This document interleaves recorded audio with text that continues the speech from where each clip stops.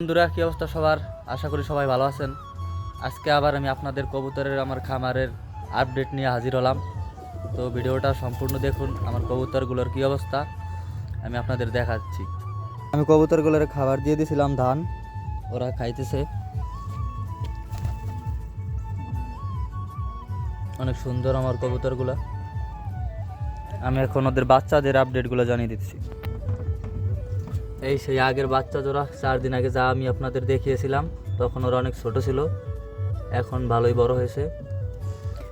এই পাশে আর এক জোড়া রয়েছে, এই জোড়া অনেক ছোট ছিল, তো এখন ভালোই বড় হয়েছে।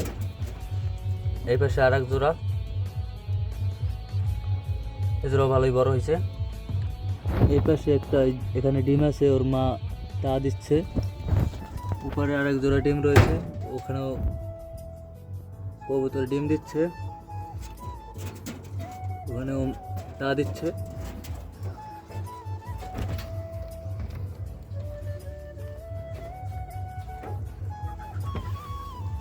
আর ওরা নিচে এখানে খাবার খাইতেছে।